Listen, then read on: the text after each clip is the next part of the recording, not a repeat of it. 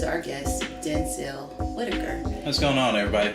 Yeah, so Denzel, he's child star, adult star. He's got maybe I shouldn't use that term. But you guys in my know private life. Right. You guys know what that means. He's definitely doing it real big, and so we're proud to have him here. Really, this is awesome that he was able to bless us. And so, anyways, we're just gonna get right into it. You know, I'm dropping clothes. Like, we got a production company. Everything that I do between like directing, producing, writing, I funnel that through my company. Okay.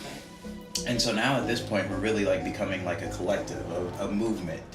You know what I mean? I saw some artists. Are those some of your artists that you have up there? Absolutely, yeah. And I saw a lot of that work was directed by you, so not necessarily you behind the scene. I mean, on the camera, but it's a combination of, okay, I'm the director, I'm editing, I'm shooting, right. I'm doing this big, and as a result, you got the clothing line. That's it. Like, it's one of those things where you could call it a clothing line or you could call it merch. Yeah. But really, it's about the movement, you know what I mean?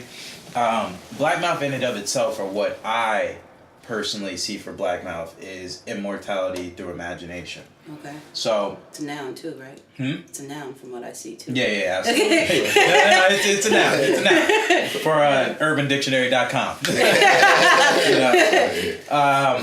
But immortality through imagination, because I find as you get older or you deal with different things in life, whether it be your relationships or your ego or just like bills or shit like that, you know what I mean? Like, you get to a place where you stop dreaming and you just become like a doer.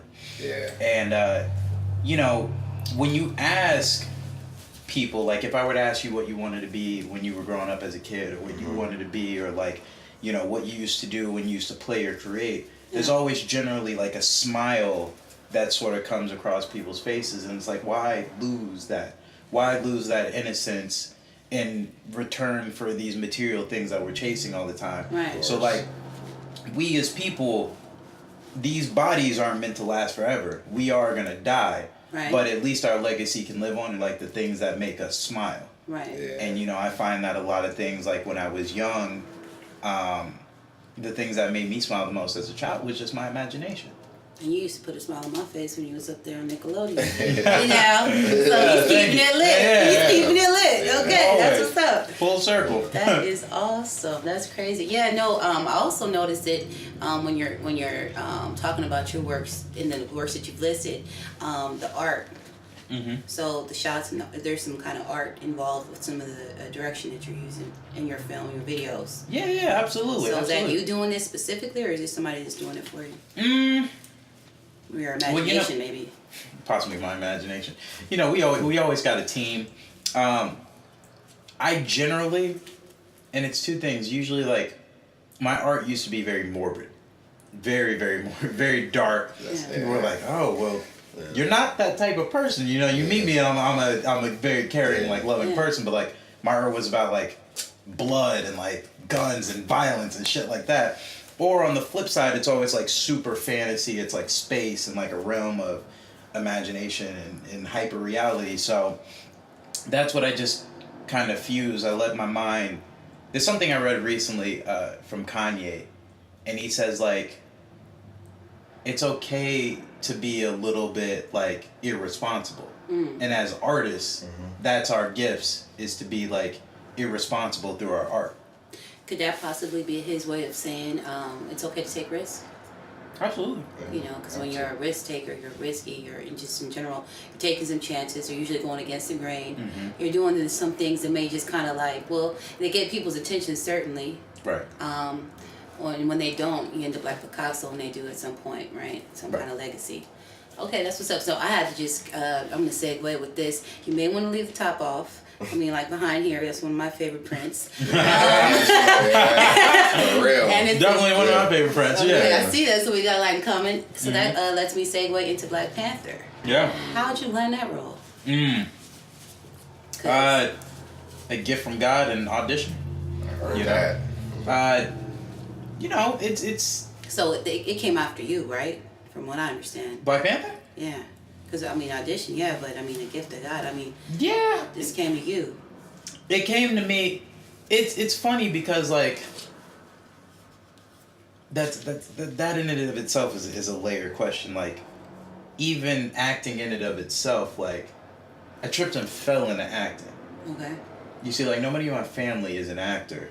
Yeah, because people say that you may be related, but you guys aren't. I'm not related to Forrest Whitaker. Not related to Forrest. Yeah. Nobody in my family acts.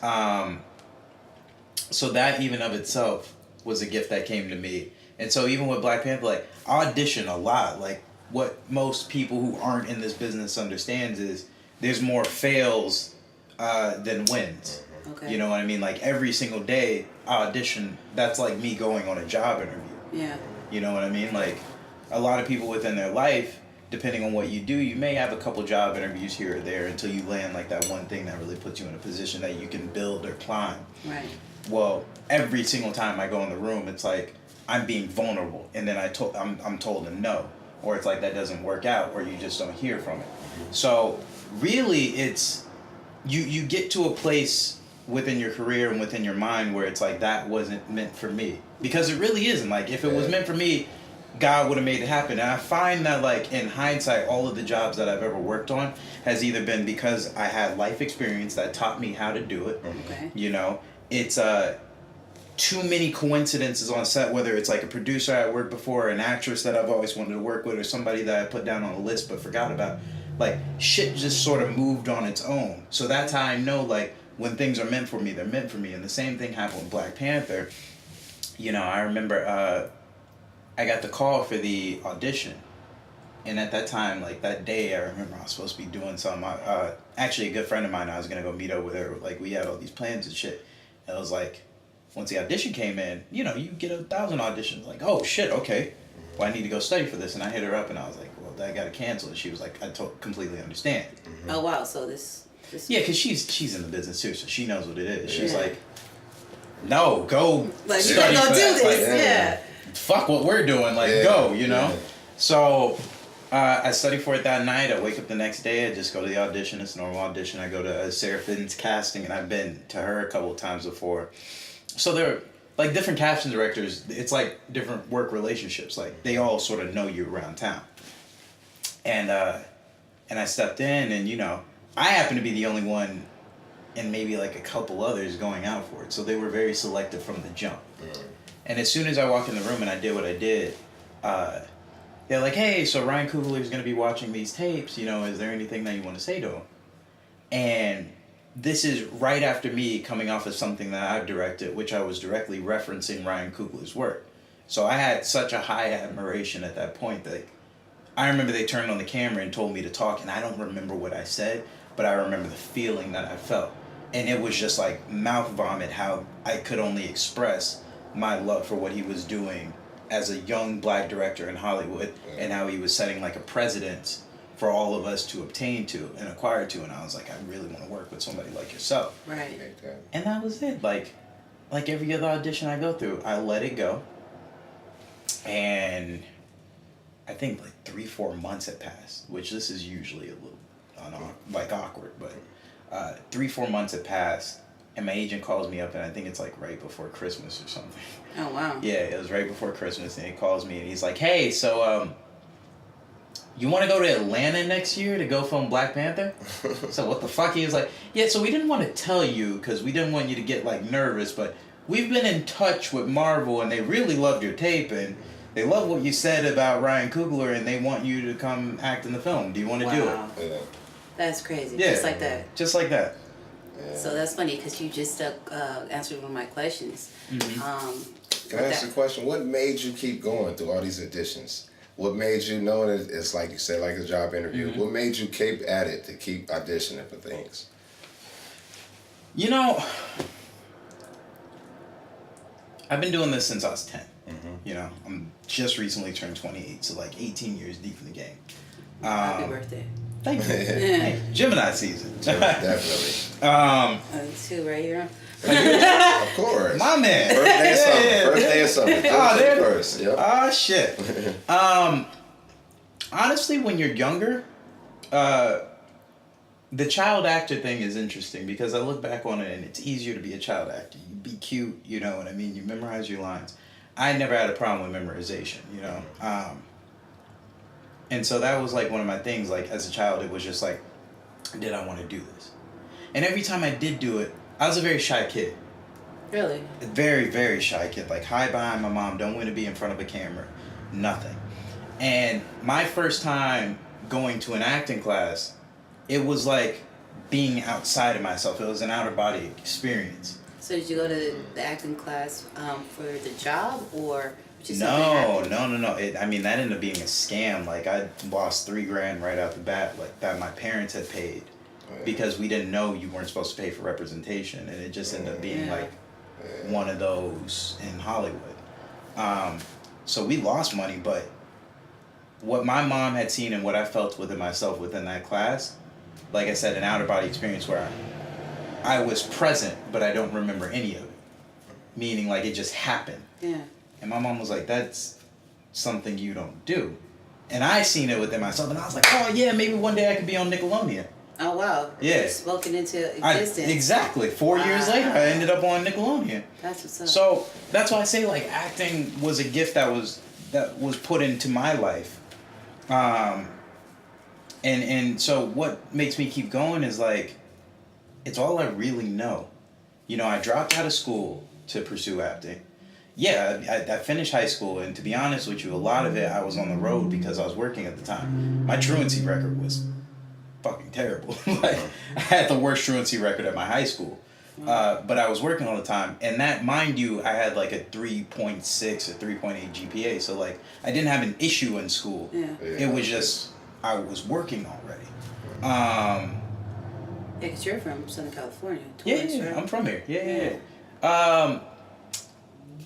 So what kept me going was, like, as I got older, there really wasn't another option.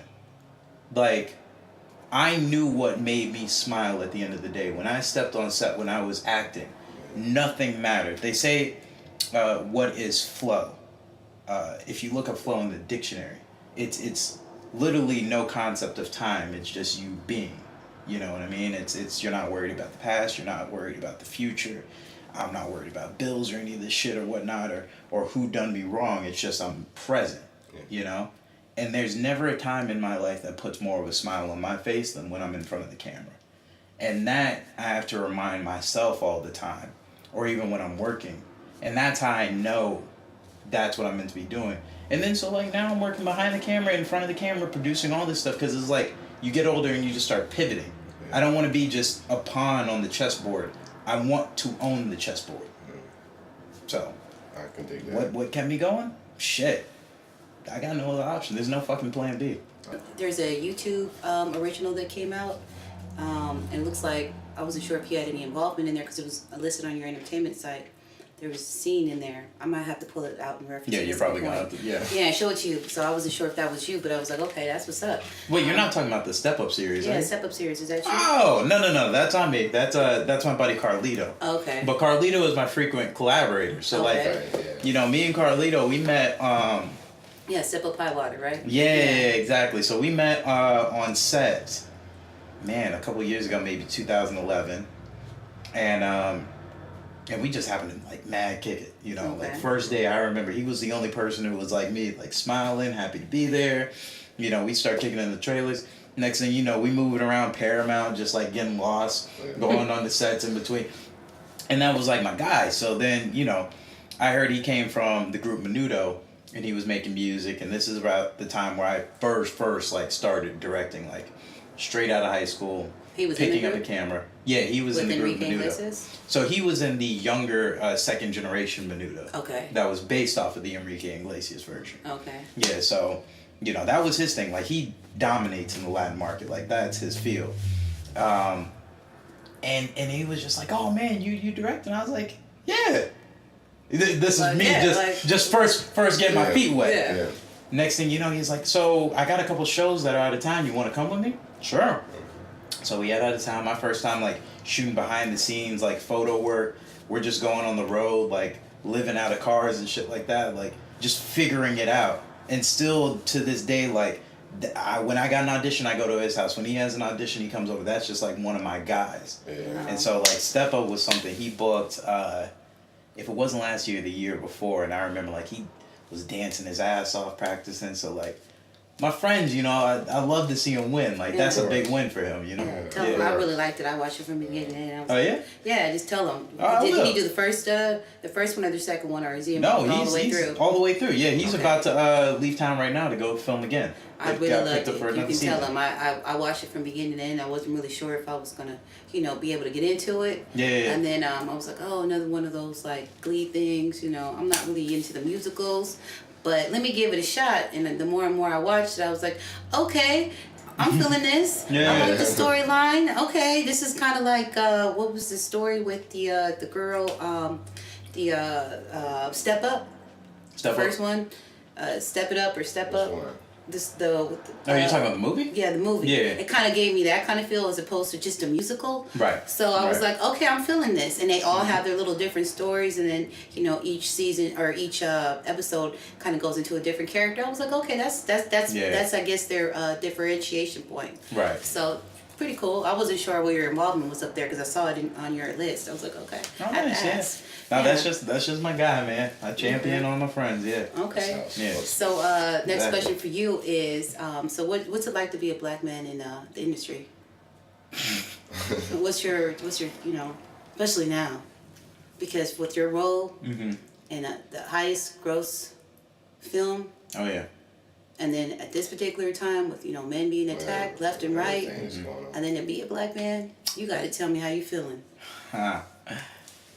Again, another multi-layered question. I love it. Okay. You're a multi-layered guy. Come on. All right, fair enough. Yeah. What's it like to be a black man in this industry? It's like being a black man in America. Because first of all, racism is an American problem. Mm-hmm. We fear what we don't understand. Prejudice is just a human problem. Mm-hmm. But it's also primal, so I don't knock people who are prejudiced. I knock bigotry. Mm. Like, prejudice can sometimes save you. Prejudice is sometimes your intuition. Racism is acting upon it in a hateful manner. Mm-hmm. So, being black in this industry, one of the things you gotta realize is there's still a select amount of gatekeeping within this industry. And it's just like anything else. Nobody wants to be the first person to invest in you, but once you're proven, everybody wants to ride on your bandwagon, for less of better terms. You know what I mean? Like, everybody then wants to corral behind you, but nobody wants to give you that yes. And being a minority in this business, who said this? Gambino, Donald Glover said this once. You as a black man, you just being a minority, you don't have a chance to fail. Systematically, you don't have a chance to fail. Meaning, like, from the jump, you have to be perfect. Obama had to be perfect. Yeah. He couldn't be flawed. Yeah. As soon as there was a chink in his armor, it was done. So he had to be perfect just so we could have an example that there is going to be another black person in office. No matter what people criticize Obama for, he did his thing. Yeah. You know what I mean? But as soon as he would have if he would have pulled like a Bill Clinton or something, we're not getting back in office for several decades. Yeah. And the same thing with like being in this industry, you see it with like Monique. You're right now seeing it with Lee Daniels. Like, even to a certain extent, Tyler Perry, anybody great in Hollywood, they're going to try to put some dirt on your name somehow, somewhere. Because you're first of all defying the odds of even being there. Yeah. And you finally got lucky because somebody pushed the button on you to say yes. So I look to a person like Kevin Hart. I look to a person like Jay-Z. I look to a person like Ye. I look to a person like Denzel Washington. I look to a person like, even Wesley Snipes, who, for better or for worse, kind of fucked up, but is still coming back. Yeah. Meaning, like, you just have to have the consistent drive and know that this shit doesn't last forever, so get it however you can. Set your legacy up so you no longer have to be gatekeeped by somebody. So that's what I feel in this industry is like, if the white person gets this many opportunities and I only get this many opportunities, I got to be better than them 3 times over. Even probably more than 3 times over. You know, even with the success of Black Panther, like Black Panther is a win for not only just us as black people, but culturally for anybody who's a minority. Okay. It's a win because it opens the door for us to not only tell stories, but how can you tell me like a film like that grosses so much? And you know what? People are going to try to like demise it, and they're going to be like, oh, well, it's a fantasy film. It's not real. Like, oh, it's fictional. So black people can be kings and queens. Well, guess what? We still were kings and queens, and we still showed you the example. So by that, we still got the job done. And we still are in Africa. Exactly. So, like, I'm just saying. We still got the job done. So the same thing goes with like, you got a Black Panther, but every other Marvel film, there are plenty of like white characters in history, which means plenty more opportunities for white people to audition than black people. We only got like 1 or 2 films that we get to audition to. They got an entire gambit of films. Yeah. So that's immediately it's like your opportunity is just well, that's it. Yeah. So you just got to be better than the chances, the odds. If you're thinking from a statistical standpoint, I mean, it is what it is. There's 2 marbles in a jar full of 100 or 98 others. So you gotta hope you can land on those 2 and be able to capitalize. Exactly. Yeah. And it's learning your own power. So like, to me, I grew up in a white neighborhood. You know, I was born in Torrance, raised in Carson, and then when I was 5, went to Palos Verdes, and I spent like most of my life there. So I've always sort of dealt with racism, but it like washed off of me. Yeah. You know, you keep a skin of Teflon, cause like I was cool with white people, I was cool with black, I was cool with everybody, and so when you look at my social circle, the people I hang out with, I just hang out with everybody. I want to transcend race. There are certain people in the industry who have done that, like Will Smith, for example. Mm-hmm. People love Will Smith. You forget he's black because people just love him. Yeah, they see him as a person as opposed to exactly. Like I hate when people use black. A black person, yeah. a Asian person, you know. Well, let's not even Will say Smith. Yeah. He's dead. Yeah. The only problem is, you know, like OJ, the minute you fuck up, all of a sudden you're back to being black. It's like all of that just goes away. It's just like, you know, like you were never OJ. Like that doesn't take away your achievements in life. You're still human. You're entitled to be human. To be human means I'm entitled to take a day off, a moment off, but not for black men. I think that's what you said, right? In a nutshell, that's what you're saying, right? Yeah, you're not allowed to do that. Like, not at all. There's no options for that. Not at all. No room for it. And then if you want to like briefly talk about like men being attacked in the industry, that's, you know, it's interesting because like darkness will always reveal itself in the light soon enough. So I have no issue with people being called out for what they've done in the dark.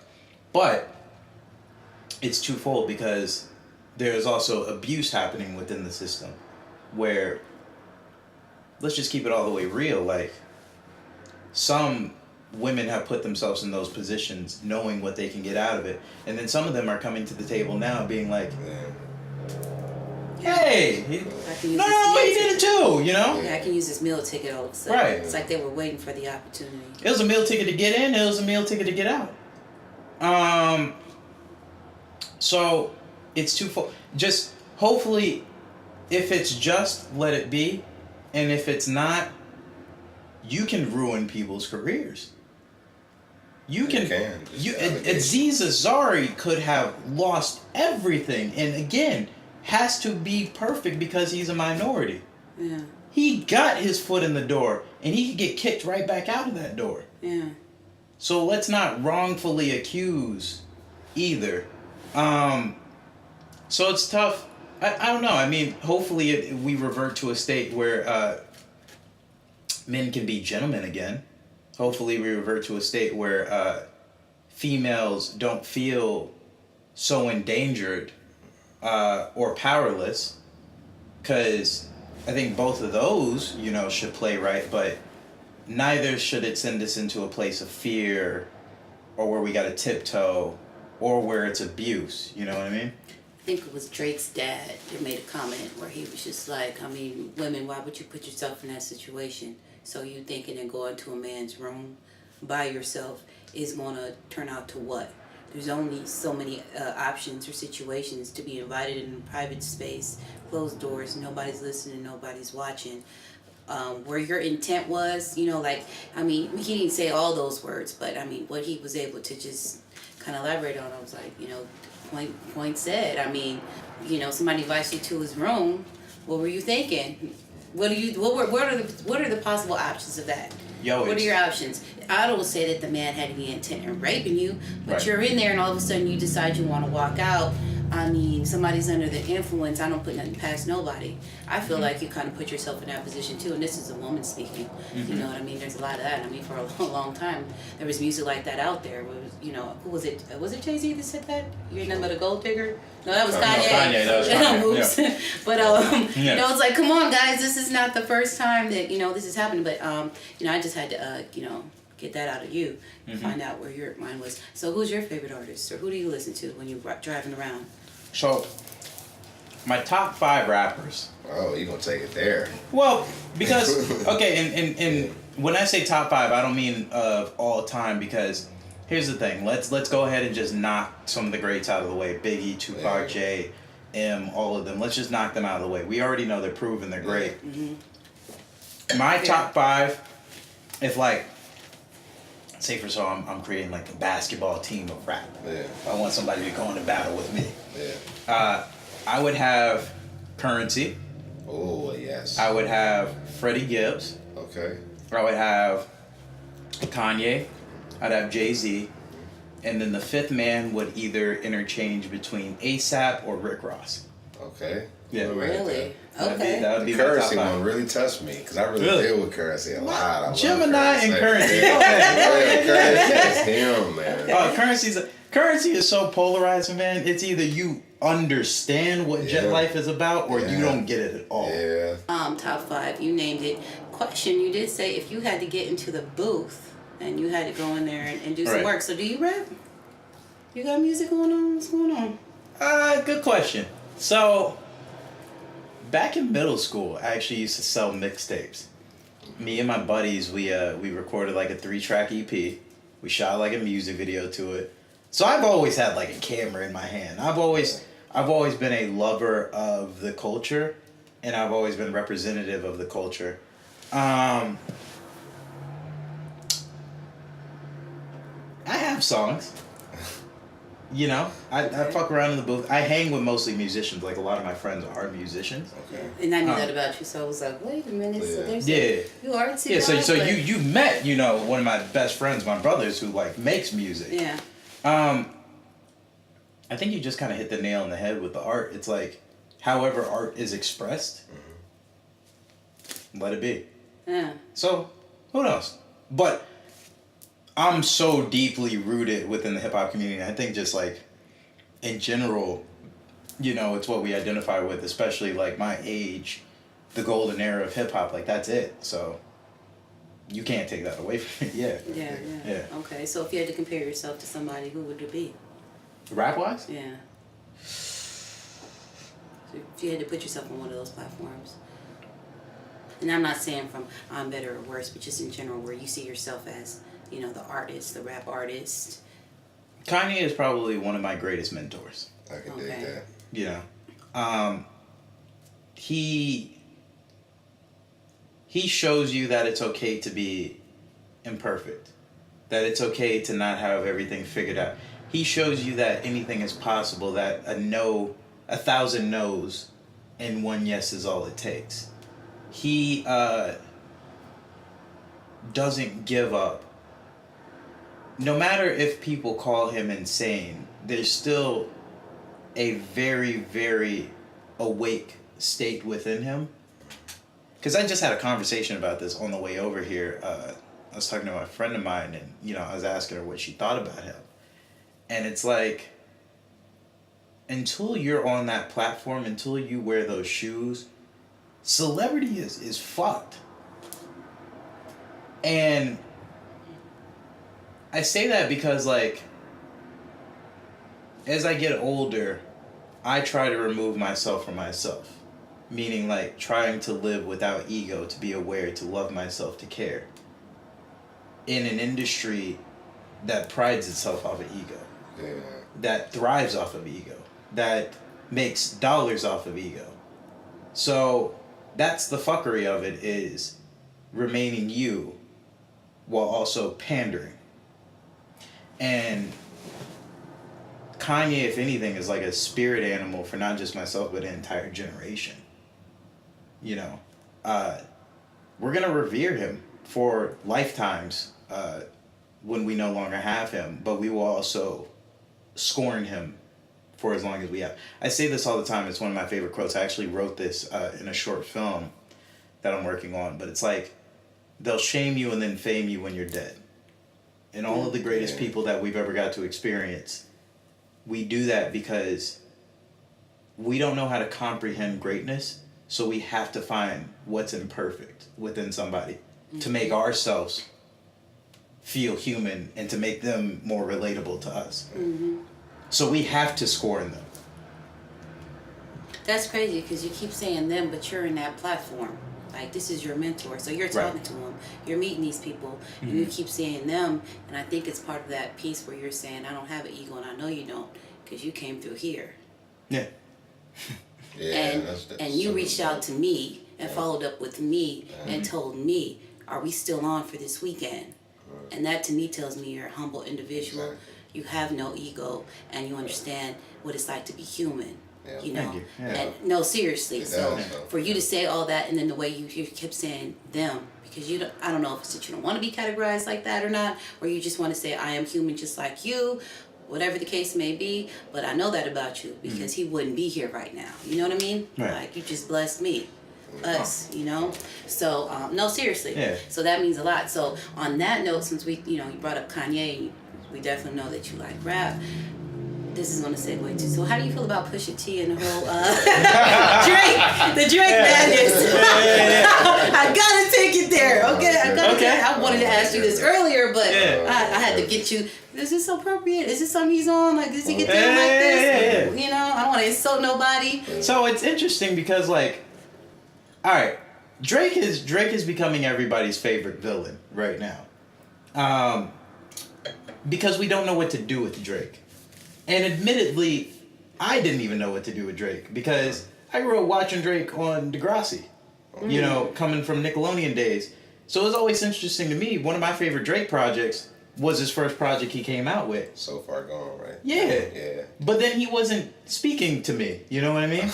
He wasn't speaking to a lot of people. Like, Lil Wayne will tell you he didn't know what to do with Drake when he came out. He had never seen somebody so vulnerable before.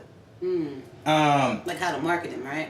Yeah. Like, who's the target audience here? He had just never seen it in the rap game, you know, and people get in their feelings because, like, Drake is generally speaking to your girl, not you, you know what I mean? So. Facts. Yeah. So, it's interesting, and that's one thing for me is, like, Drake doesn't always speak to me, so I'm not necessarily, like, a Drake stan at all, you know?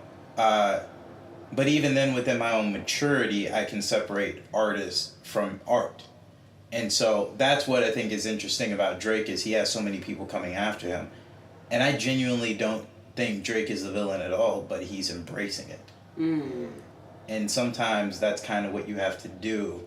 Because controversy is relevancy. So then, speaking on Pusha T's behalf, Pusha T has always been like a solid rapper. And I mean this in no disrespect, but like, I've always enjoyed Pusha T features more than I've enjoyed Pusha T albums. Yeah. Because he's always been very solid, but it's like, sometimes when I sit and listen to a Pusha T album, it's like, okay, all right. But this has been fucking exciting, and we need it in hip-hop. But then also it's dangerous, too. Yeah. Because we've seen what, like, famous rap beefs can do. And this is, like, a very serious beef. Like, this is not a flex for flex like the Meek Mill Drake beef was. This is like a calling personal shit out, like real shit out on the table beef. You know, like ether days. Okay. So, you know, do you feel like the gloves should remain off in battle? Has anybody went too far? For entertainment wise, no, but if there's a relationship between them, possibly, right? I think the beef stopped when it needed to stop. Okay. Who do you think won? Oh wow. You know, everybody's gonna give Pusha the win naturally, because I think he was a savage about it, and everybody's gonna be like, Drake bowed out gracefully. Mm-hmm. What about you? What do you think, though? What do I? Yeah, hold on.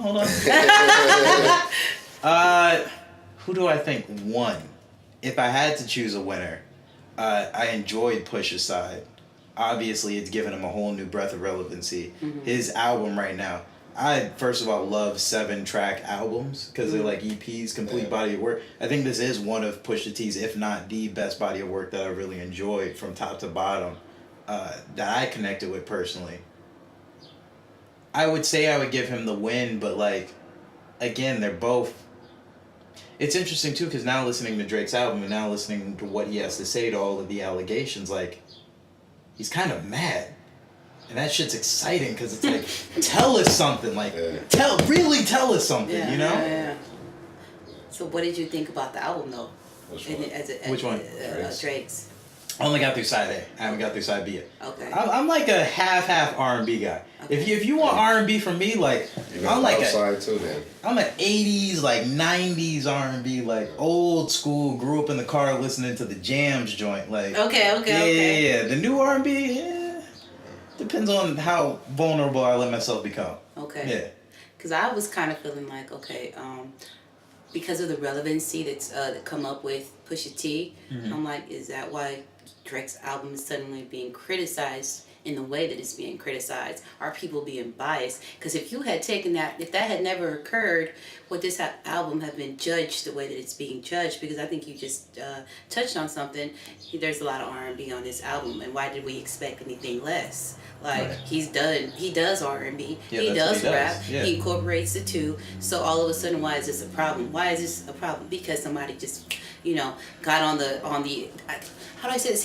The album was already made and it had a release date. Yeah. So did people expect him to go back and just change it and to adjust to this battle to give you something other than what he had planned? I'm like, come on, guys, we got to be realistic. This was a project. This was paid for.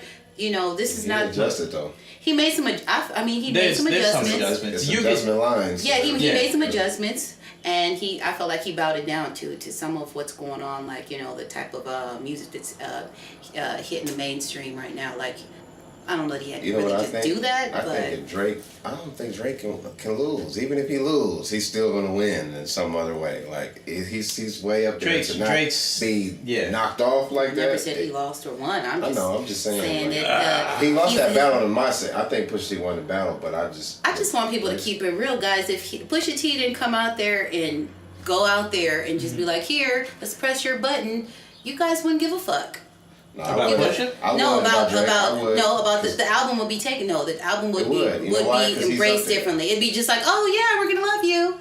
Nah, I think Pusha has the most to win out of this than Drake does. No, but that's my point. If the whole Pusha thing with Drake had not happened, and we just released Drake's album, they're gonna judge it the same way because he's. You think so? Yes. Yeah. He's that way. Drake's always gonna be polarizing, To speak on the R&B thing, like, you're right, his brand was always R&B and rap. Like, me personally, I'd side with rap Drake, but I'm just a rap baby, so that's what I'm gonna want. Right. People who love Drake's R&B side, that's why he's so dynamic. And again, you can't really market Drake. Mm-hmm. So Steve Jobs said it best.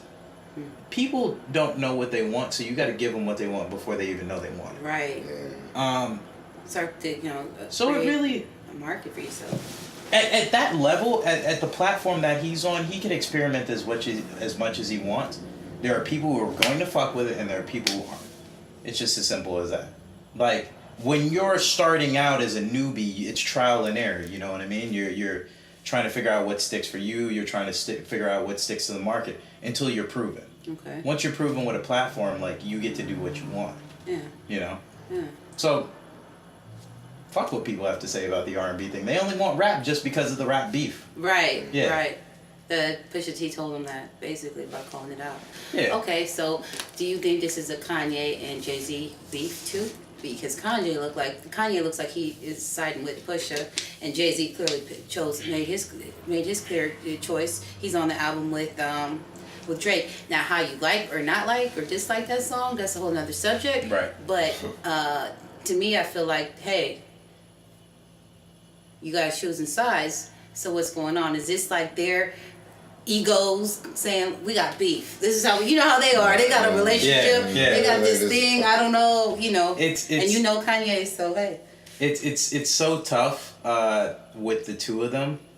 Just watching them talk about each other. It's really some brother. You ever had a sibling you fought with? I'm a twin, so. There you go.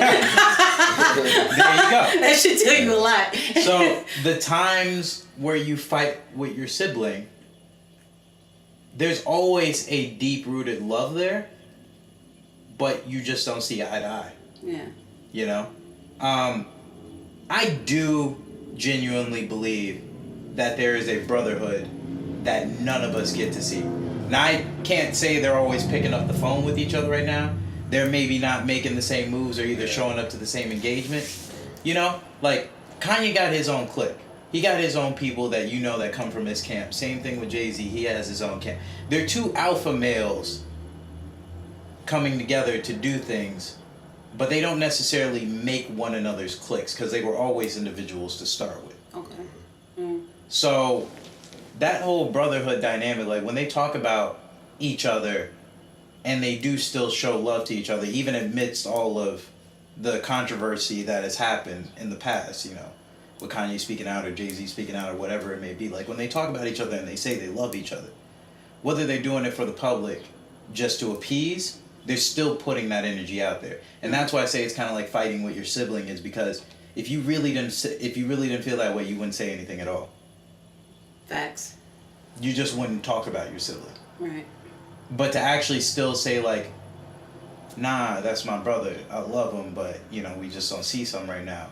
There's still a piece of love very much there, you know? I mean, we got our differences. Exactly.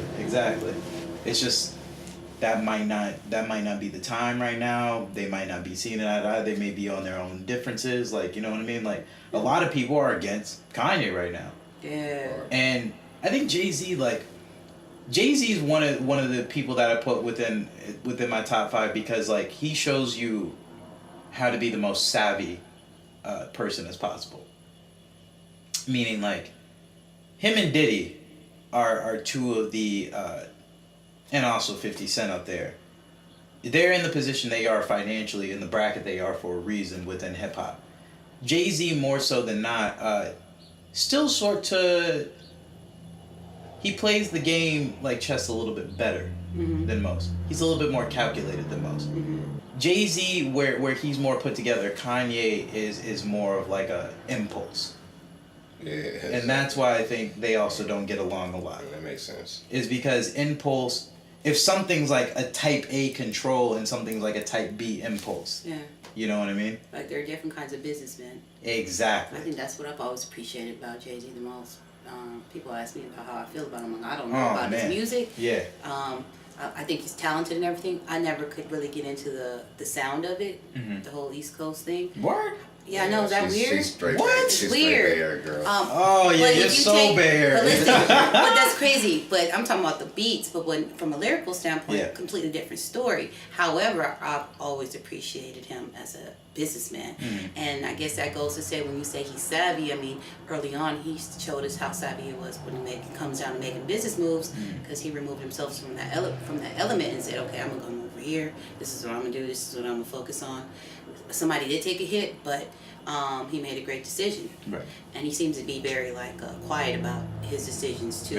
Doesn't need to boast, and then suddenly you're just like, oh, okay, you're up there. Okay, nice to see you again. Oh yeah. He moves in complete silence. Yeah. Yeah. Kanye's quite the opposite. Quite the opposite. Yeah. But you know. But still very talented and still very. Still very calculated too. I don't care what anybody says. Like people are like, oh yeah, man, he just kind of says whatever. Like I love when people use terms like morons and jackasses and shit like that, because like the dude's far from unintelligent, far from a jackass or any of that. And but you said it earlier, the infamous piece. It's like, guys, news in general is great, especially if you got a project coming out. Oh yeah, I don't know. It's a marketing tool, if you ask me. I don't know why every single year we get upset with Kanye. Yeah, it's like, why? It's around the album release. Right. Come the fuck on. It's called marketing, guys. It's a business move. Why are we getting upset? No surprise. Oh, he said something that made me mad. He did that last year. Right. Right. That's crazy. That's his. I mean, you guys haven't caught on. It's like if you were playing football, basketball, whatever, and you can't see that play coming up after you again, and you're in the matchup. I'm just saying, if you can't see that coming up, something's wrong with you, man. Right. Exactly. I'm just, like, you're not adapting. It's not a secret. It's like, it's called history. It repeats itself. So, and it's working for him. So, it's 7 songs, right? He did. Kanye's. Yeah. So 7 songs. All right. So tell me about your projects you got coming out. So, let's see. We always got music videos coming out constantly. So like, stay up to date with like Blackmouf.com, at Blackmouf on IG, Twitter, etc. There's just always new stuff in the mix. I got a film coming out next year that we're about to debut at Comic-Con. It's a film with RZA. RZA directed it. Starring Demetrius Shipp Jr., Shamik Moore, Kean Johnson, Asa Gonzalez, Wesley Snipes, Terrence Howard. Full cast. I'm probably even like missing some names, but like heavy hitters. It takes place in New Orleans. It's called Cutthroat City. So that's another one of my films coming out. Okay. Produced by you, right? No. Okay. Not produced by. That's me as an actor. Okay. Okay, I gotta ask. I gotta ask. Produced by me. I'm working on a show right now titled Bad Religion, and that's with one of my frequent collaborators and brother Kevin Phillips. That's something co-wrote, directed, a brainchild of his. Really interesting piece about mental health. That's gonna shock people. I think the topics that we're going to cover, you don't expect that to come from men like us, who tote as alpha males within the business, but also a piece like that from black males in the business. It's interesting what we have to say and how we just want to open that up and talk about the condition of mental health within society and how we no longer have to shun that or spirituality or anything. Like, we need to start embracing the things that society kind of pokes fun at and tells you, like, oh, that's hokey. So that's something we're working on right now. Right now in script development for something, another brainchild of mine. It's like a time travel film that I always wanted to make. It's That's purely me, immortality through imagination. So yeah, something in the works. Okay, now the mental health film, is that any involvement or inspiration from, or from Kanye? Because he dropped a lot of lines about that in his album. Oh yeah. I have a short film that I've done that draws inspiration from Kanye's situation. And that was the first project that then led to this. And this one is inspired by a boxer named Emil Griffith. So that was sort of the spinoff. And then I think we might dive into different facets. So like my project that I have that is similar to Kanye or just any sort of celebrity, I want to really tap into celebrity, the pressures that I think we sort of experience that are, again, champagne problems with their relative problems. You know? Like Kate Spade with her depression? What's that? Like Kate Spade with her depression? Kate Spade. Oh, yeah, absolutely. Like, Kate Spade, Anthony Bourdain, any of them. They fame you and they shame you and then fame you when you're dead. Like, that whole thing, like, I want to really explore what it is that society wants from celebrities. And what does it mean to be a celebrity? And then also, like, what's going to happen when just celebrities no longer have relevance? Yeah, because we're closing a lot of gaps in society. I mean, if you think about the car, for example, nowadays, regardless of the brand, they all have all the features. And so you can experience some of what we used to say and got on TV. gawk at on TV, or like now first class. As long as you can pay for it, you're there. Right. It's not necessarily their persona that gets you the seat. You know, I mean, some of that still exists, but we're slowly closing the gap on a lot of these things. I mean, everybody's got a personal assistant with Google and Siri. So I mean, they're just trying to make like that experience come to us now. I feel like, look, once America gets past racism, we're going to join a lot of the other countries that are more established, and we're going to move into a classism problem, I should say. And classism is just something that unfortunately is something that we just might experience as people. I don't really know what that solution may ever be. But I say classism because like classism is very much something that celebrity falls under, but it's also a detachment. Because nowadays, there's this theory with like Instagram and the internet, thankfully, to the birth of that, is it opened up a lot of gates for a lot of people. It used to be you could be the hot princess from your town, and then you would have to move to like these big city hubs to then be known. Well, now you can run your entire business, be as known as you want to be the celebrity you want to be from your fingertips within your same place and never have to move a muscle. Right. So that in and of itself has created so many celebrities. Every other day it's like, oh man, have you heard about such and such? Or this person who's doing, well, who are these? But does it really matter? Because who were the people in the beginning? Right. Does any of it matter? So that's what I mean. Like every single day there's somebody new who has a rising fame. Now, the idea of maybe premier celebrities or universal celebrities that last a little bit longer or have more buzz, sure, their star might shine a little bit brighter, their planet might be bigger, but anybody has the power to be whoever you want to be today. Yeah. So that's what I mean, like what happens when the celebrity dies is like everybody can obtain it if you want it. Yeah. Keep up to date with everything Blackmouf. If you type in the name Blackmouf, you're going to find myself, my team, everything we're involved in, from music videos, short films, feature films coming soon. Our merch is out there, just the entire movement. Blackmouf.com, @Blackmouf. That's how you find me. That's how you keep up to date. Definitely got some stuff in the works next year. Look out for the film, Cutthroat City. If you already seen Black Panther, guess what? Go see it again. Right. Appreciate your support. Right. Let's keep it all the way real. Let's keep it all the way black. Love y'all. Right. Yeah, for real. Denzel Whitaker.